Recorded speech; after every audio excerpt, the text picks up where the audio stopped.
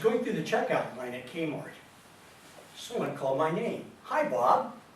I was a little surprised. I looked up and I saw a person that I'd worked with a couple of years ago, Ann. She was almost unrecognizable. When I knew her, she was trim, she was sharp. Now she was a little bit overweight. She looked a little dowdy. She looked a little depressed. I was surprised. When we worked together, she was a VP at a financial institution that did leasing for Fortune 500 companies.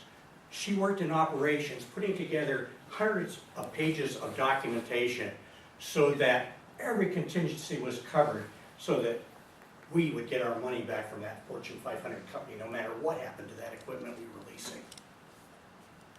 I didn't work with her directly, but I remember one particular time at a sales meeting, she did a presentation, and she explained a new change in lease law. Did a bang-up job, really sharp. But now, in the few minutes that I had to talk to her, she told me that she'd been fired.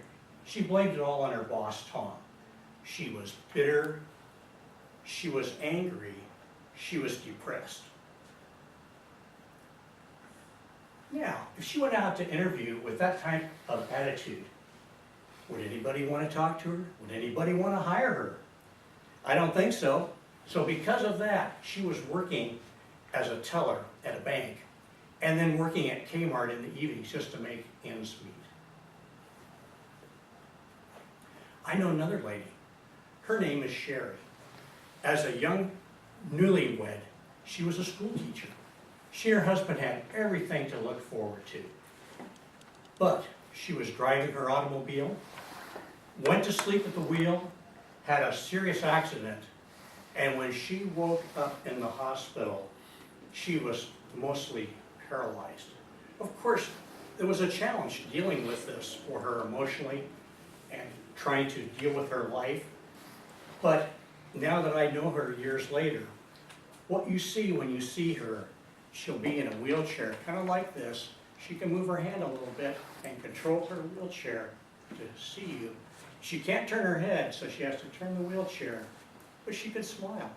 She has a sweet attitude. She has a full-grown son who is now a teacher, a husband who is still devoted. She still has her faith in God, and she has friends. What's the difference between Ann and Sherry? They both had bad things happen to them, but it's how they reacted. It was their attitude that made all the difference.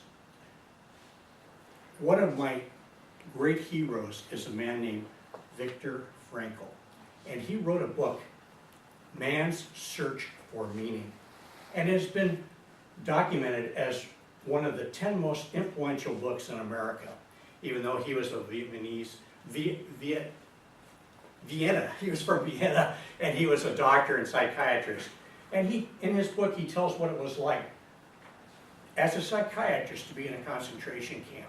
He spent 3 years in Auschwitz, Theresienstadt, and finally Dachau. Most of that time he was able to work as a doctor or as a psychiatrist. But his last 5 months, he worked in Dachau as slave labor.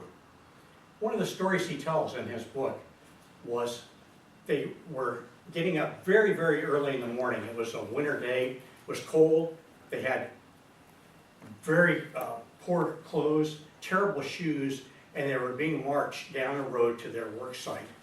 It was icy, and he and another inmate were kind of walking together, trying to keep each other from falling, and his friend whispered in his ear, "What would our wives think if they could see us now?"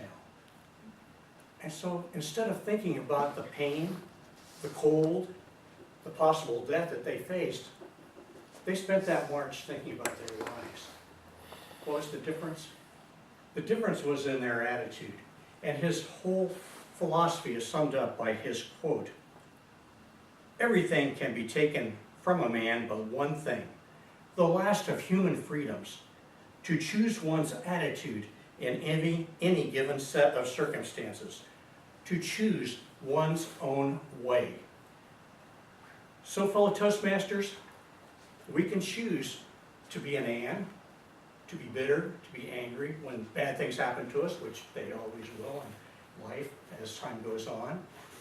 Or we can choose to be a Sherry or a Viktor Frankl and rise above those circumstances and control our mind and our attitude so that we rise above it. We keep our faith, we keep our love for our human beings, and we have more chance of happiness by having a correct attitude.